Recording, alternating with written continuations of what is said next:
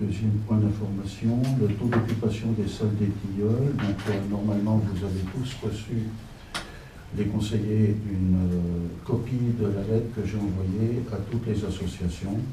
Le taux c'est une bonne chose, le taux d'occupation des salles communales augmente, c'est très bien, c'est très bien.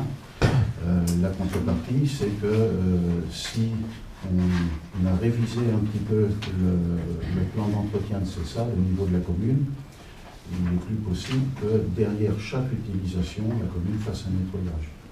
Donc il y a des séances qui se suivent par des associations différentes.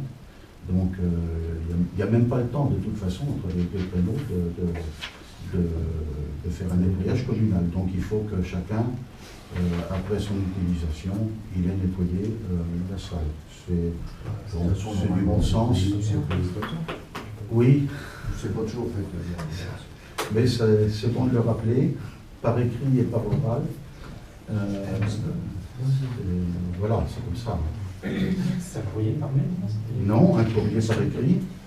Le conseiller non pas eu? Moi je l'ai pas envoyé au conseiller, si vous ne l'avez pas fait, moi je ne l'ai pas fait. Ah non, je ne l'ai pas fait. Non, maintenant je l'ai envoyé aux associations. Donc, on a reçu. Bon, ben, je vais vous l'envoyer par mail à compter de demain. Voilà. Ben, dans ce cas-là, je vous le lis. Depuis la rentrée de septembre 2014, avec la mise en place des activités périscolaires et le dynamisme des associations, le taux d'occupation des salles communales des noisetiers et des tilleuls s'est particulièrement accru. De ce fait, le programme hebdomadaire de nettoyage par la commune a été révisé.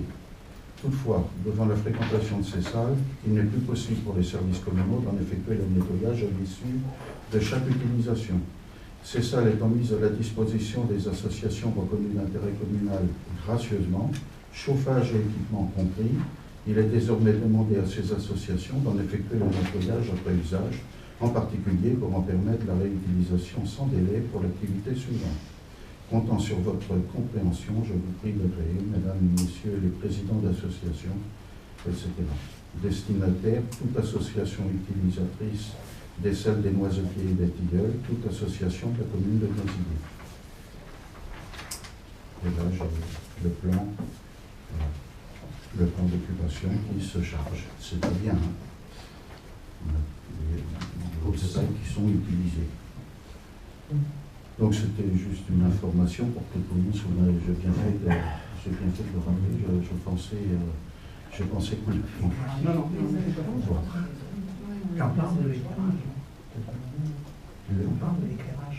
Ah, par rapport au théâtre, Ouais. oui, parce que mais nous, on n'est pas les seuls à l'avoir dit, mais Muriel, oui, elle l'a dit, quand on utilise les salles le soir, comme nous, le théâtre, il fait noir après quand on sort, et puis c'est vrai que ça serait bien s'il pouvait y avoir un petit peu un minuteur au-dessus de... Un déclencheur, parce que ça risque de se déclencher. Oui. Un minuteur, oui. Vous notez, Angélique tout à fait. Et également, alors pour la salle des tilleuls et des noisetiers, les deux, mais surtout la salle des tilleuls, il y a une consigne qui consiste à surtout ne pas toucher au convecteur électrique pour le chauffage, ne pas y toucher. Il y a un boîtier qui est très simple, il est marqué automatique et puis automatique et manuel. Donc quand il est sur automatique, il est sur froid et il faut le mettre, pour que ça chauffe, il faut le mettre sur manuel. La consigne, c'est évidemment quand on quitte la salle, surtout le soir, mais de toute façon, dans la journée, il faut le faire systématiquement aussi, c'est le principe basique d'économie, de le remettre sur automatique pour que la température redescende. Sachant qu'elle descend, d'ailleurs, il faudra qu'on regarde, parce qu'à mon avis, elle ne descend pas beaucoup. Elle ne descend pas assez. On a une marge de progression dans l'économie d'énergie.